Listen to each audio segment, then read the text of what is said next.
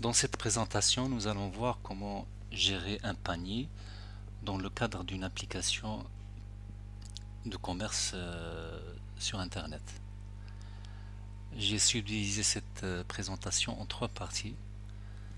Donc la première partie que l'on va voir tout de suite concerne la création du panier. Donc on va voir comment créer la classe ou les classes qui vont nous permettre de gérer le panier et la table correspondante au niveau de la base de données. Dans la deuxième partie, nous allons voir comment intégrer l'authentification afin de permettre aux internautes de s'inscrire sur le site web, car cette inscription est nécessaire pour passer la commande et concrétiser l'opération d'achat. Dans la troisième partie, nous allons voir comment transformer donc le panier en commande, car une fois connecté, l'internaute qui devient un utilisateur de notre site, donc un client inscrit sur notre site, peut procéder donc à la transformation de son panier en commande. Donc voyons tout d'abord la première partie. Donc au niveau de notre base de données, nous avions uniquement donc deux tables. Nous avions la table article et la table catégorie qui nous permettait donc de gérer et d'afficher la liste des articles. Nous avons ajouté donc une nouvelle table pour permettre de gérer le panier du client. Donc cette table, on l'a appelée ligne client, ligne panier, et elle comprend donc un ID pour chaque ligne. Donc c'est un numéro attribué automatiquement par le serveur. Il y a également l'ID de l'article qui correspond à la ligne, la quantité que le client souhaite acheter, la quantité Q, donc qui est normalement qui représente le nombre d'articles achetés par le client, et un ID du panier qui va permettre de lier le panier à un internaute. Alors l'internaute n'étant pas connecté, nous utiliserons donc un identifiant universel pour pouvoir gérer la liaison de l'utilisateur, de l'internaute au cours d'une session à un certain nombre de lignes de panier qu'il aura ajouté sur la base de données. Alors passons maintenant à l'exécution pour voir comment fonctionne notre panier. Donc nous avons toujours ici la liste des articles qui peut apparaître à l'aide de l'option article, et nous avons ajouté avec chaque article un lien qui permet d'ajouter l'article au panier. Donc voyons d'abord au niveau du panier, donc on voit que le panier est vide, il ne comprend aucun article. Donc je vais pouvoir ajouter un certain nombre d'articles, ajoutant par exemple cet article. Donc l'article a été ajouté au panier. Donc on peut s'assurer en allant voir au niveau du panier. Donc on voit bien que l'article a été ajouté avec ici une quantité égale à 1. Donc si l'utilisateur clique encore une fois sur le même article, sur ajouter au panier pour le même article, on va voir que la quantité a été modifiée. Donc la quantité ici devient 1.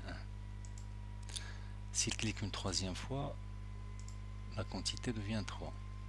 Il a également la possibilité d'éditer la quantité à partir du bouton éditer. Donc il va pouvoir ajouter ou modifier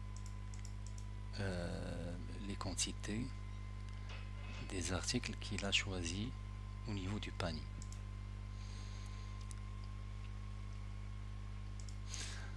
Donc on va ajouter un autre article, disons par exemple celui-là,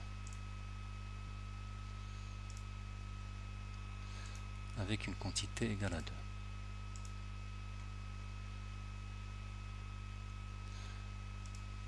Ajoutons un troisième article.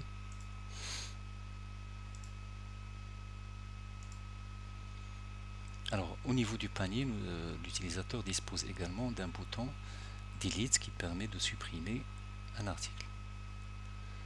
Donc je vous fais remarquer au passage que ici vous avez pour chaque article une image, bien sûr, la quantité, le prix, le montant qui est calculé en fonction de la quantité et du prix, également le total du panier, donc c'est la somme des montants.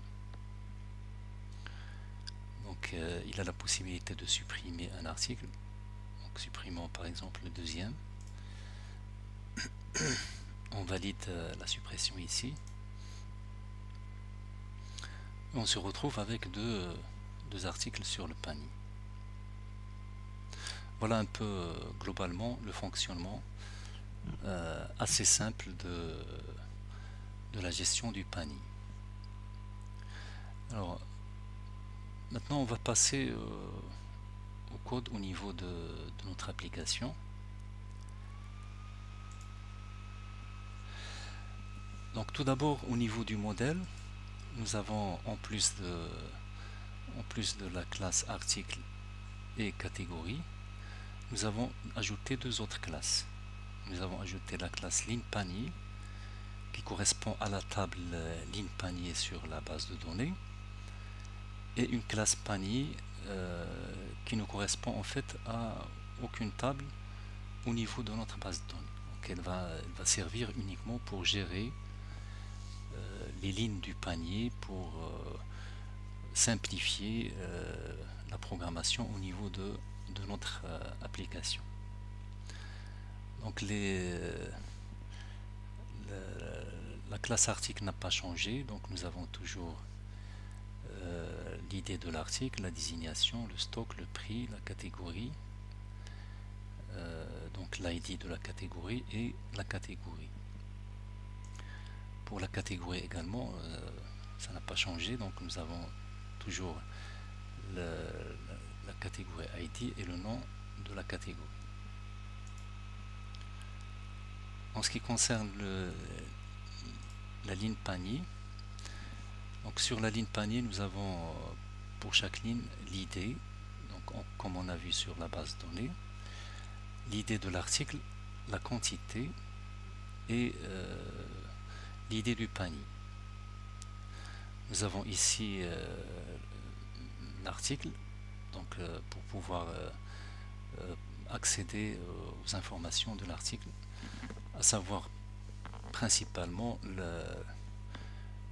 la désignation et le prix.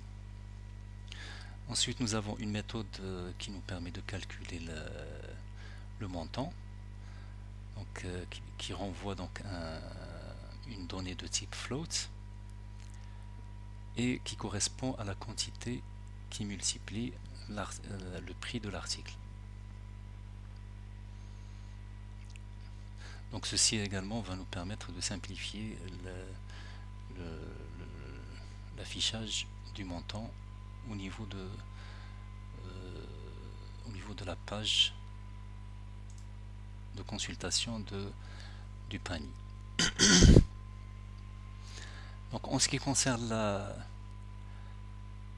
classe panier, donc la classe panier va nous permettre principalement d'ajouter un certain nombre de méthodes qui vont nous simplifier la gestion du panier. Alors je vous fais remarquer donc principalement au début que donc le panier ici, la classe panier hérite de l'interface disposable,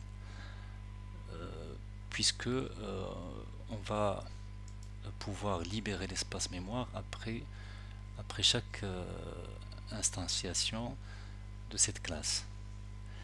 Donc cette libération, on va pouvoir la faire donc en utilisant le mot using au niveau des autres classes, ou bien des autres parties du code de notre application. Alors nous avons deux propriétés, bien deux variables locales privées.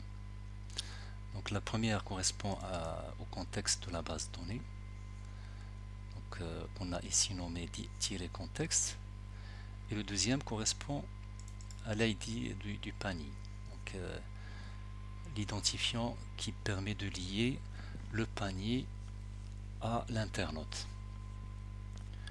Donc pour le moment, bien sûr, l'internaute il est donc il n'est pas connu, il est anonyme, et donc l'ID, on va le générer en utilisant un identificateur universel, donc avec le JUID qu'on verra tout à l'heure.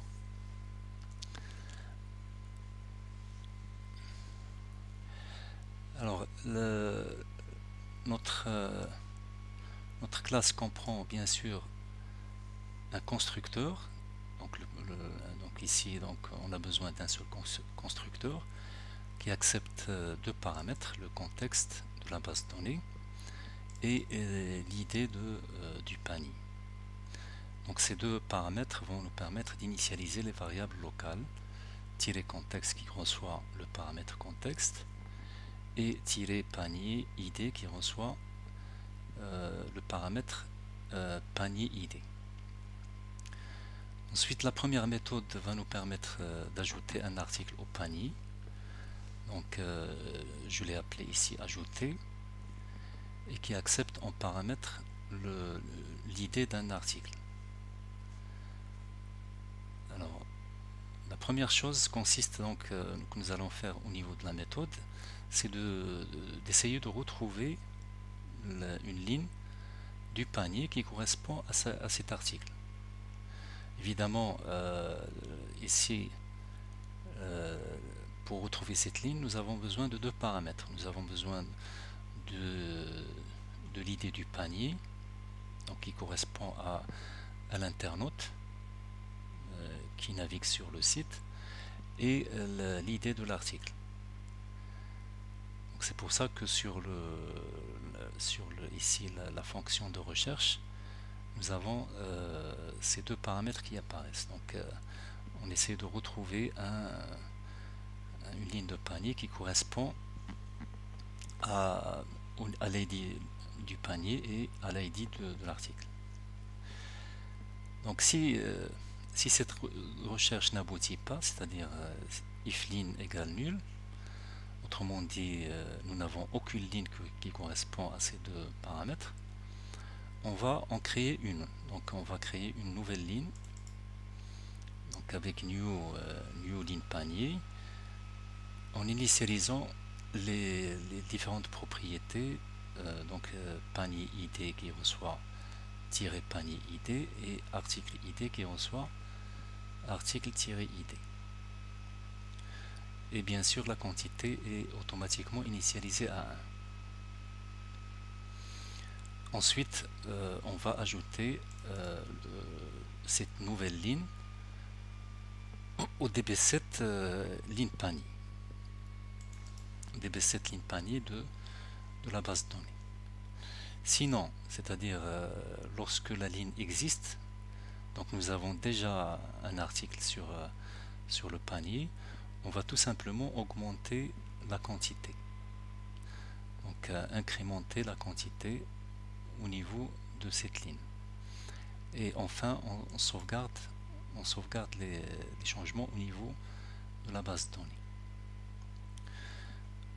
Ensuite nous avons la deuxième méthode suppression d'un article du panier. Donc cette méthode accepte ici comme paramètre l'id de la ligne. Donc on commence par chercher cette ligne au niveau du DB7 ligne panier, donc au niveau de la table ligne panier. Si on retrouve cette ligne, donc if L différent de nul, donc ça veut dire qu'on a retrouvé la ligne, on la supprime avec le move L du DB7 ligne panier de la base de données. Et puis on sauvegarde les changements au niveau de la base de données. La troisième méthode qui consiste à extraire une ligne du panier. Donc on lui transmet en paramètre l'id de la ligne et elle nous renvoie la ligne qui correspond à cet ID. Donc ici au passage nous avons inclus l'article puisqu'on a besoin d'afficher la désignation. On a besoin en fait d'utiliser la désignation, les propriétés désignation et principalement le prix au niveau de notre panier. La quatrième méthode va nous permettre d'extraire toutes les lignes du panier. Donc on l'a appelée ligne avec S, elle n'a aucun paramètre puisqu'elle va chercher toutes les lignes qui correspondent à l'id du panier qui se trouve dans la variable panier id. Là aussi on inclut les articles avec chaque ligne pour pouvoir utiliser les propriétés de la table article. Ensuite nous avons une méthode qui va nous retourner donc le total du panier. Donc le total du panier étant la somme des montants. Donc la somme des montants de toutes les lignes. Ici les lignes, bien sûr les lignes qui correspondent à l'ID du panier qu'on a sur la variable locale panier id. Et enfin nous avons ici la méthode nombre qui va nous permettre de connaître le nombre de lignes qu'on a dans notre panier. En fait la dernière méthode qui permet de libérer donc la mémoire et qui permet en quelque sorte de tuer l'instance de la classe s'appelle dispose. Donc on a besoin de cette méthode quand on a une classe qui hérite de l'interface disposable. Nous avons besoin d'implémenter cette méthode et au niveau de cette méthode nous allons également libérer la variable locale contexte pour libérer la mémoire correspondante à cette variable. Voilà donc en ce qui concerne la classe panier. Voyons maintenant l'interface. Donc au niveau de l'interface, nous avons tout d'abord la gestion des articles. Donc au niveau de cette interface, l'index permet d'afficher la liste des articles et permet à l'utilisateur d'ajouter un article au panier. Donc nous avons toujours ici la boucle qui permet d'afficher la liste des articles.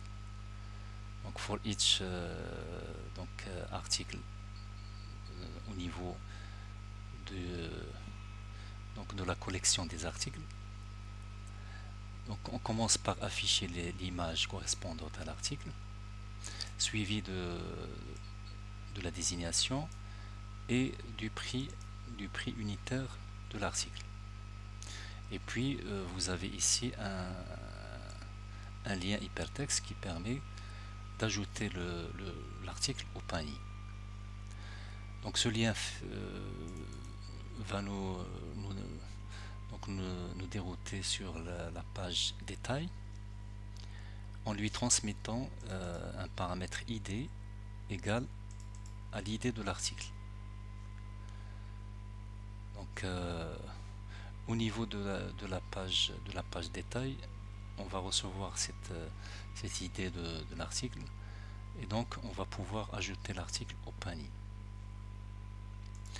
Au niveau du code correspondant à cette page, nous n'avons pas vraiment grand chose, donc ça n'a pas vraiment changé.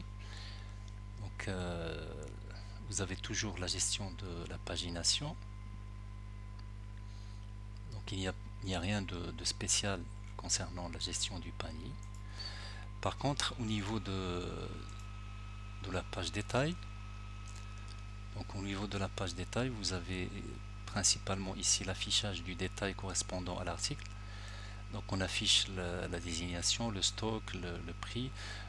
On n'a pas vraiment besoin du stock, donc sauf si vous souhaitez que l'utilisateur sache combien d'articles vous avez en stock, le prix et le nom de la catégorie. Ensuite l'image correspondant à l'article. Et là vous mentionnez que l'article a été ajouté au panier. Donc au niveau du code, qu'est-ce qu'on a? On a tout simplement au niveau de la méthode onGet. Ici on commence par chercher l'article, évidemment, pour que l'interface puisse afficher les données correspondant à l'article. Et là vous voyez que ici on utilise donc un paramètre ID, comme on a vu tout à l'heure sur la page index. La page index envoie l'idée de l'article que l'utilisateur souhaite ajouter au panier. Donc il est repris ici et on l'utilise pour retrouver l'article correspondant. Ensuite on va voir sur temp data est-ce que l'idée de panier n'est pas nulle. Donc s'il est égal à nul, donc ça veut dire que l'utilisateur n'a pas encore ajouté d'article au niveau du panier. Donc on va lui créer un identifiant. Donc on lui crée un identifiant de type GUID, donc un identifiant universel, global et unique, avec la méthode new GUID, et on le convertit en chaîne de caractères. Puis on le stocke sur temp data sur la clé qui s'appelle panier ID. Dans le cas où l'utilisateur a déjà ajouté un article au panier, donc il a déjà un ID, on ne fait rien. Donc le sinon n'existe pas. Donc il y a uniquement if, il n'y a pas de else. Et puis donc comme on a vu, puisque la classe panier est une classe qui hérite de l'interface idisposable, nous allons utiliser le mot using qui va permettre d'utiliser l'instance du panier au niveau de ce bloc et qui va libérer automatiquement l'espace à la fin du bloc. Donc ici on crée une instance du panier en lui transmettant le contexte, donc la base de données, et l'idée du panier.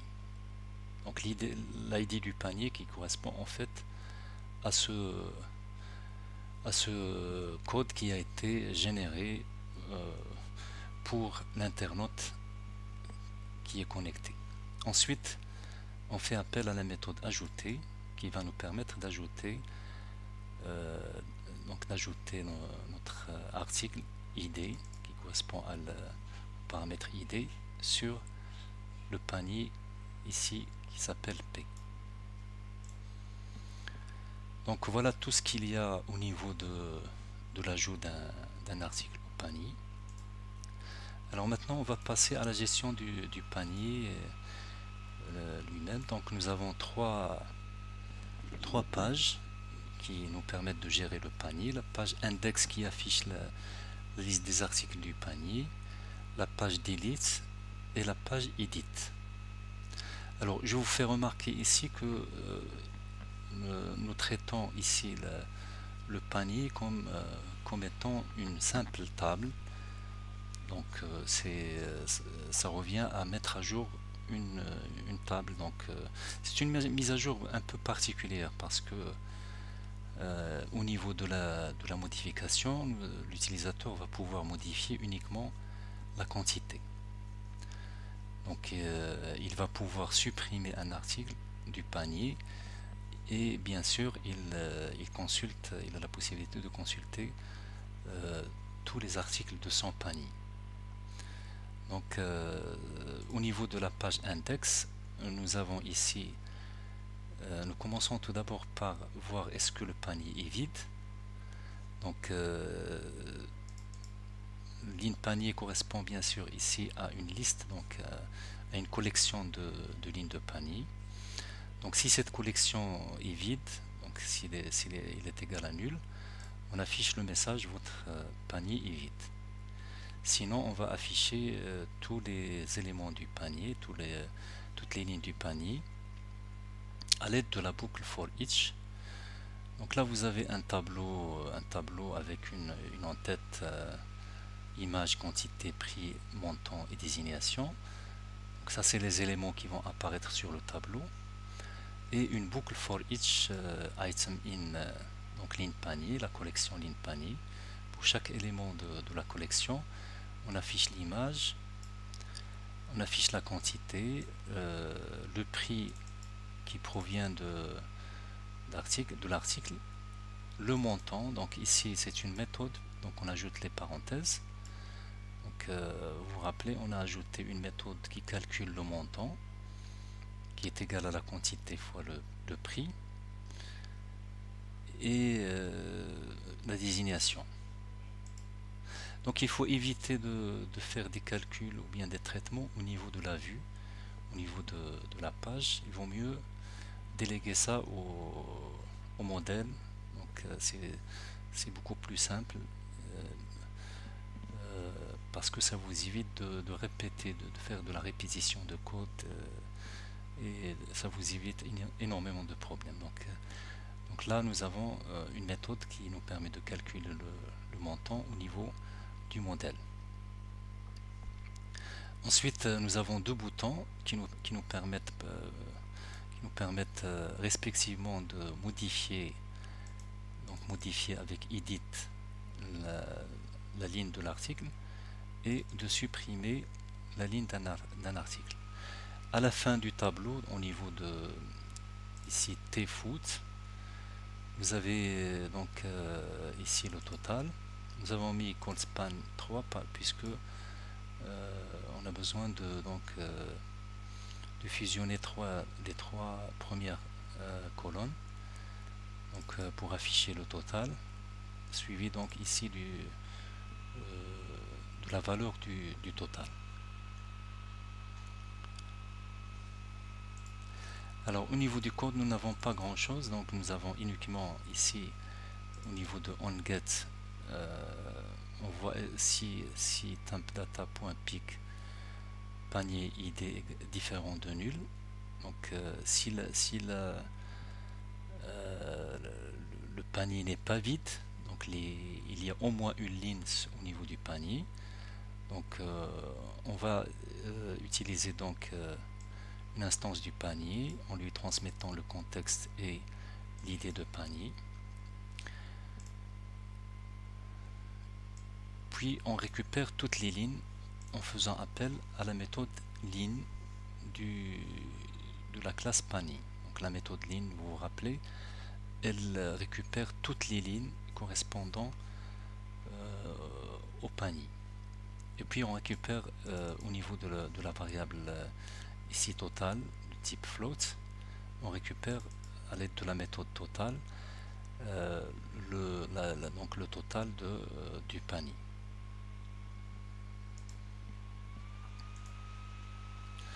Donc au niveau de la méthode, au niveau pardon de la page edit, donc nous avons un formulaire ici qui nous va nous permettre de modifier donc la quantité. Donc vous voyez ici que il y a un seul champ modifiable, c'est la quantité. Donc c'est ligne panier point Q.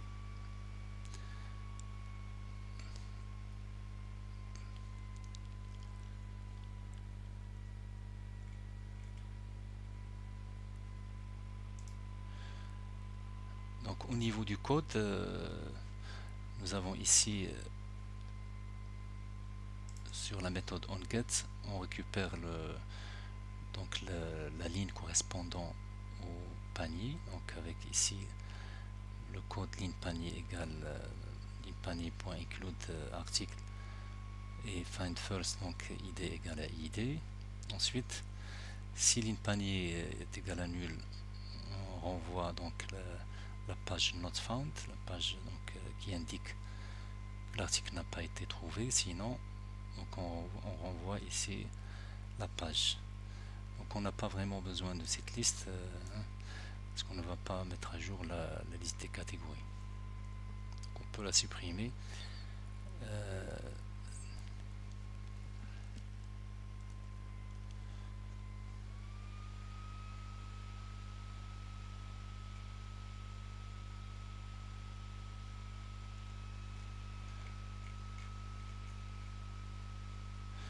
Ensuite, on post, donc on post, il sera exécuté au moment où l'utilisateur clique sur le bouton Submit. Donc ici, on commence par mettre, par indiquer que la ligne du panier a été modifiée. Donc c'est une simple mise à jour.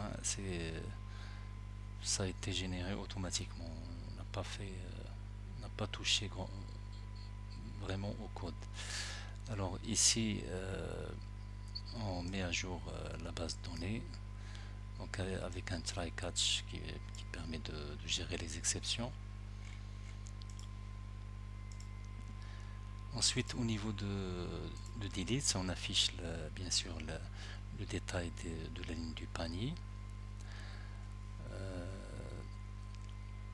Donc avec ici un message, voulez-vous supprimer l'article de votre panier. Ici donc le détail, la quantité, le prix et la désignation.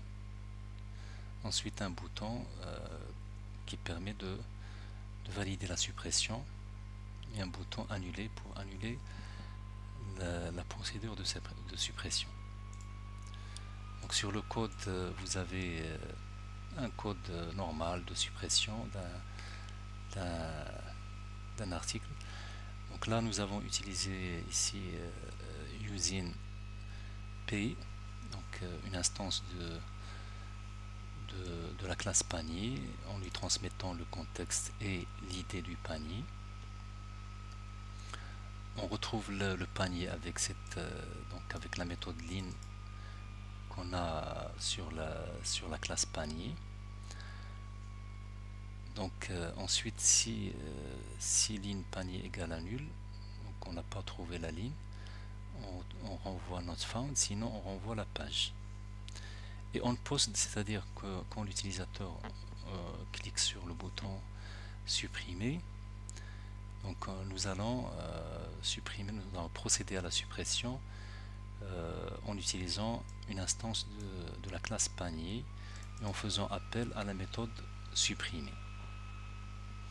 Et enfin on retourne à la page d'index. Voilà globalement donc l'ensemble des pages qui permettent de gérer gérer le panier. Dans la prochaine vidéo, nous allons voir la deuxième partie qui va nous permettre d'ajouter l'authentification et l'inscription des utilisateurs sur notre site web, et donc de pouvoir gérer des utilisateurs connectés, authentifiés, afin qu'ils puissent par la suite procéder à l'achat, concrétiser l'achat en convertissant le panier en commande. À bientôt.